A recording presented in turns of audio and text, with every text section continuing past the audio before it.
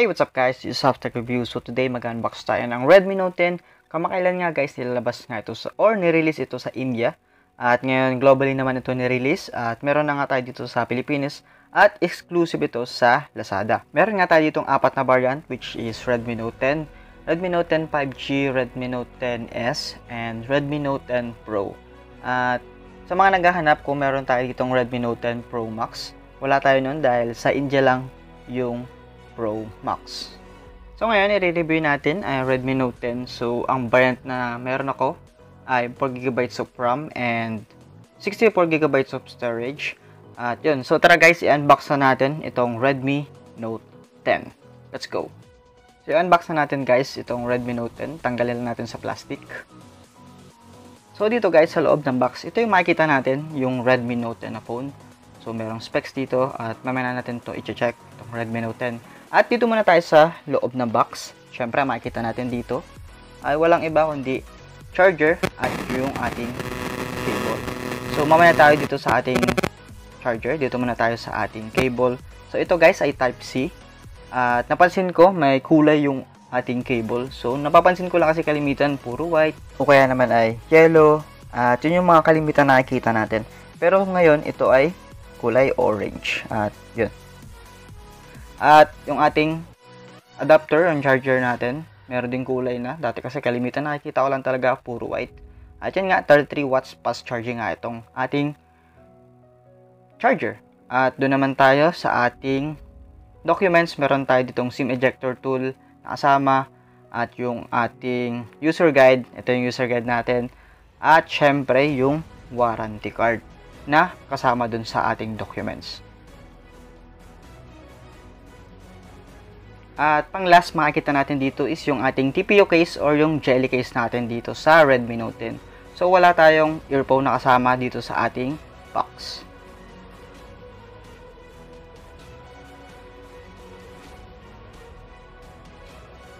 So ang napansin ko dito sa Redmi Note 10, syempre nakikita ko na kagad AMOLED screen and then naka punch hole, then grip sa kamay ko at saka magaan at manipis lang siya guys compared dun sa mga ibang phone na ni-release ngayon. Tanggalin na rin natin yung ating sticker para makita natin yung likod. So, yun. Ito yung likod ng ating phone ng Redmi Note 10. So, dito sa ating phone ng Redmi Note 10 may pagka-glossy yung ating likod. At metallic frame. And then sa camera setup nito guys, kakaiba talaga to sa budget po na nakikita ko ngayon. Kalimitan kasi ganito makikita natin.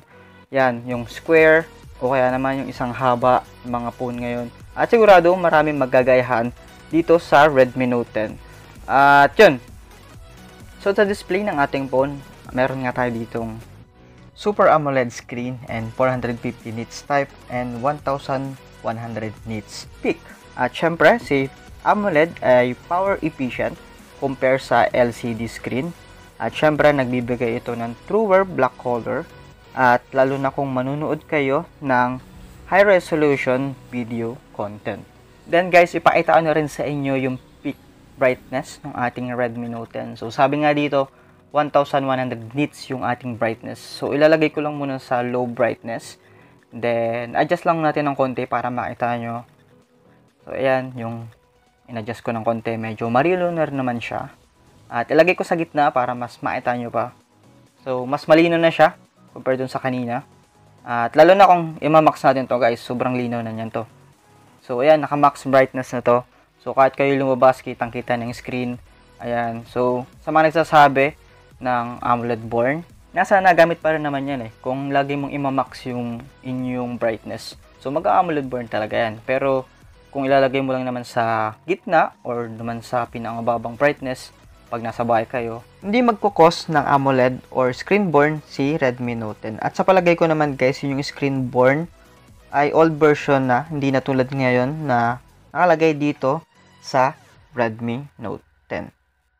Then sa screen size nga ng ating phone, meron nga itong 6.43 inches, 1080 by 2400, at syempre, Corning Gorilla Glass 3 na ito. Sa top ng ating phone, meron nga itong speaker, IR blaster, at syempre yung mic natin dito sa Redmi Note 10. Then sa gilid naman ng ating phone, meron nga tayo dito volume rocker and arc fingerprint scanner. Side fingerprint scanner yun guys. At then sa kabilang side naman, sa left side, makikita natin dito yung ating SIM tray. Ayan, so triple slot siya. Merong dalawang SIM at saka isang micro SD card. So ayan yung makikita natin dito sa ating left side. Then dito naman sa bottom, ang makikita natin dito ay merong 3.5mm jack or yung audio jack natin, mic Type-C at speaker. Then guys, ito yung likod ng ating phone ng Redmi Note 10. So napakaganda nung camera setup. Napaka-unique nito guys. Bihira ang ganitong budget phone na ganitong setup ang camera. And sa gilid nito naka 3D curve at plastic pa rin siya guys. At syempre supported ito ng IP53 dust and splash protection. So yan yung ating Redmi Note 10.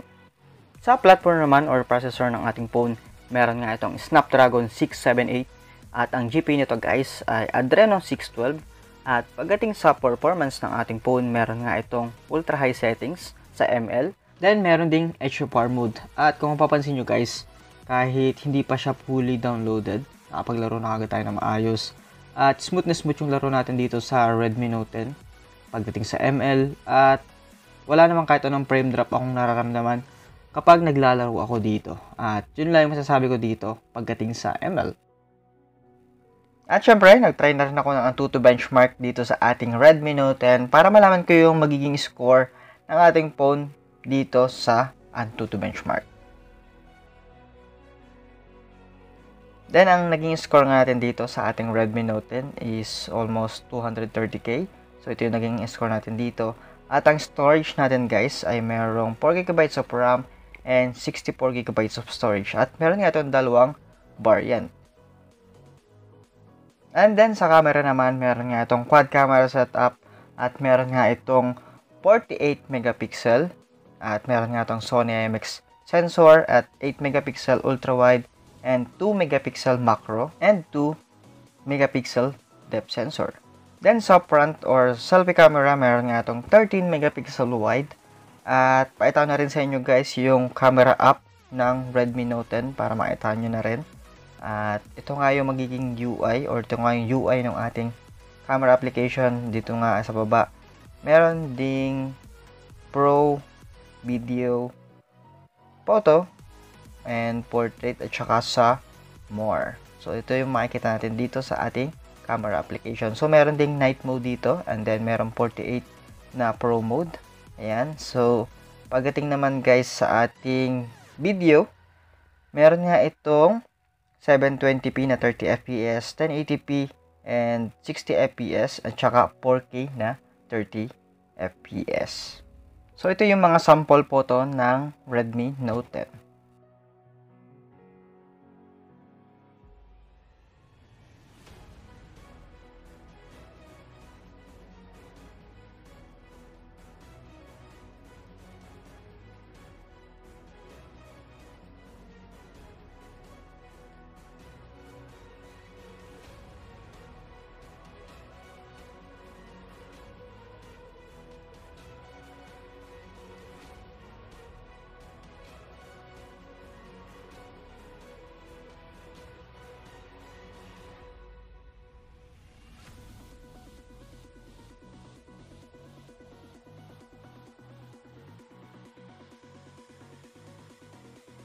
Then, ito naman yung video natin pagdating sa rear and sa front camera ng ating phone, which is Redmi Note 10.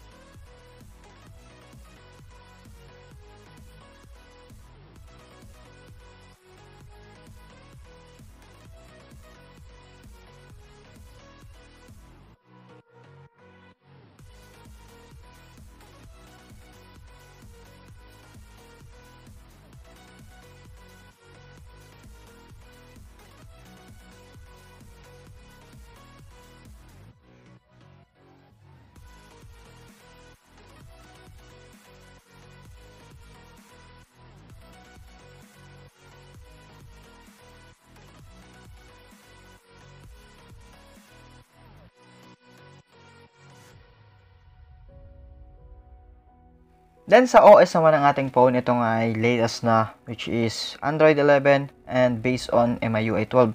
So siguro upgradable na to ng 12.5. Ayan. And sa kanyang battery, meron nga itong 5,000 mAh battery and 33 watts fast charging. So ito guys, nagtry na rin ako ng side fingerprint scanner. So hindi po ito in-display scanner sa hindi po nakakaalam. So ito po ay side fingerprint scanner. So far, mabilis naman mag-response yung sa fingerprint nito. At siguro mga 0.3 or 0.5 yung bilis nung ating scanner dito sa Redmi Note 10. So ayan lang guys. Overall, masasabi ko dito sa Redmi Note 10 or dito sa Xiaomi Redmi Note 10 ay almost perfect na para sa akin. So para sa akin lang guys, kasi kung mapapansin nyo, sa presyo niyang 8,490, naka Super AMOLED na kayo. And then sa camera, meron nga itong Sony IMX582 and kaya mag-play na hanggang 4K with 30 FPS. And merong image stabilization. And then pagdating sa front camera, walang filter na nilagay pero almost clear na clear and natural. At pagdating naman sa storage, meron nga itong 4GB of RAM and 64GB of storage.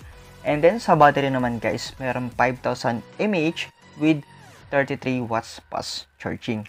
Ang naging problema ko lang guys dito is yung MIUI 12.